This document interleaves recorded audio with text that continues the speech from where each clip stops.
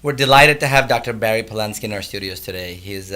Barry has practiced dentistry for the last 45 years and is author of multiple books for dentists. He blogs regularly on his dentist leadership website named thetowofdentistry.com.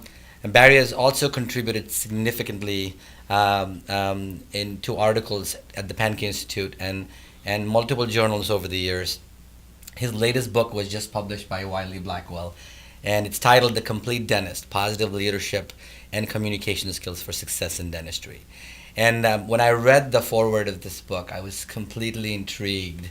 I just came back from Greece, and obviously the Greek culture is pretty amazing, and it talks about Aristotle. But I really am interested in talking about the book.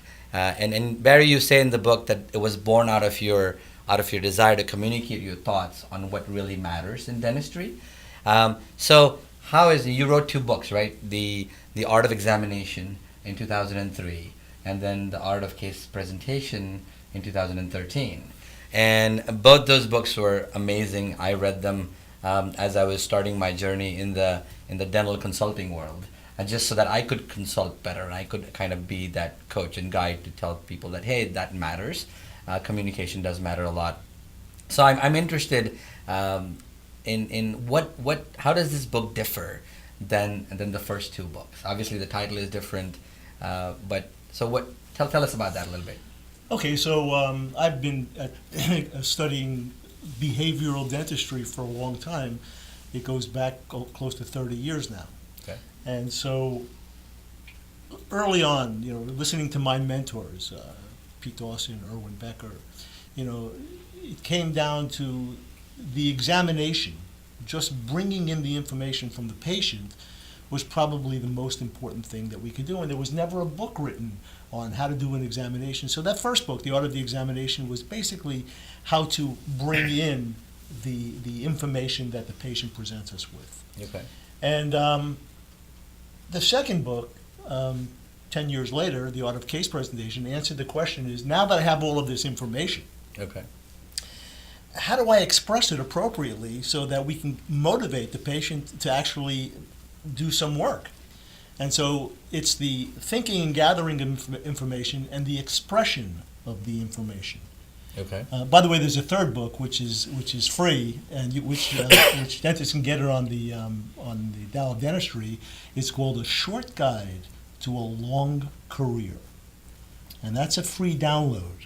And I love the title of that book because and it's not original. There's another book that you can find in Barnes and Nobles called A Short Guide to a Long Life. Right. Yeah, same thing. But anyway, that book kind of changed the tone a little bit, okay? Because dentists are really what it comes down to is this whole thing is all about the dentist, and that's what I'm about: the well-being and the welfare of the actual dentist. Okay. You hear so much about the welfare of the patient. Don't get me wrong. Obviously, patients are important, but if the well-being of the dentist isn't taken care of as a priority, nobody else is. It's like being on an airplane. The oxygen mask comes down. Who are you going to grab first? Right. So it's the same thing. The complete dentist focuses on the well-being of the dentist. Emotional well-being as well as kind of gets into physical well-being, or do you talk about social, emotional? Social, emotional. Yeah. So do I get into everything? The well-being. I mean, this book was written with a focus on positive psychology. Okay. Are you familiar with positive psychology? Yes, absolutely. So you talk about behavioral dentistry. I mean, there is this whole body of science that has come about in the last 25 years in economics, as behavioral economics, and Daniel Kahneman wrote this wonderful book called Thinking Fast, Thinking Slow, and he talks about how people react, how people make decisions, and what kind of biases people have. Are you trying to implement some of that thought process in communication and apply some of those behavioral principles in dentistry with respect to communication and leadership and motivating teams and people? Okay, so you brought up my two favorite people. Okay. We're really early on in this interview, but you brought up my two favorite people, the developers of behavioral economics. Dan Kahneman and Amos Tversky. Okay? And Kahneman wrote the book Thinking Fast and Thinking Slow. A really good book is called The Undeciding Project by Michael Lewis, if you've read that. That's the whole story of how behavioral economics came to be. Right.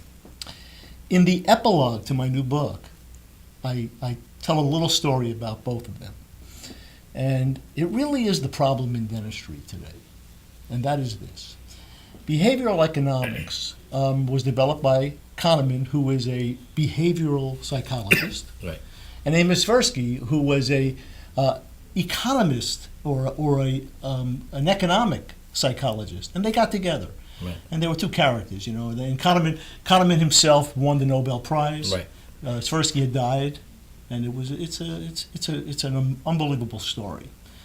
And so they developed this whole domain called behavioral economics. Well, basically, it's about decision making. Right. Right. And so, universities all over the country were trying to bring in courses Right. on behavioral economics.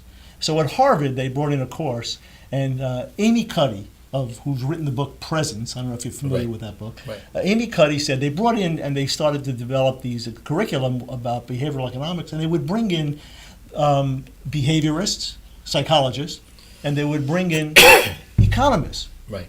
And they were having a hard time with this. The hard time was this. The behaviorists thought that the economists were very rude. And the economists thought that the behaviorists were imbeciles. Right. And so they always were fighting with each other. And when I was reading that in Lewis's book, I said, isn't that funny? Isn't that what goes on in dentistry? Isn't that what happens? You have these highly technical dentists, which most dentists are. Right. And you have these behavioral dentists who believe that the person is the most important Right. versus the teeth. Right. Now, this shows up a lot. In almost every course that I've been in, the lectures, the technicians think the behavioral ones, and I'm one of them, are imbeciles. And the behaviorists think the technical ones are just plain rude. So the book brings about a balance between the technical and the behavioral, so that you are able to communicate effectively using some of the principles of communication that you got from the Greek philosopher. But I think the story, if you were to summarize for me, what will this book do for dentists who read it? What will it do for them? What kind of roadmap does it give them? So, what I would say is even more important than the how-to part, Right. how to communicate. What's more important is why. Why is this important for me? Sure. Why do I need to learn this stuff? Sure. I mean, I've been going for 30 years telling dentists, this is more important than just how to do it. It's important to understand why this is what's going to be responsible for you looking back later in life and saying, you know what? I had a good life. I had a good career. Very nice. Now, I'm going to tell you this, that I'm looking back right now, and I can tell you I know plenty of dentists who are looking back and saying they did not have that good life and that good career.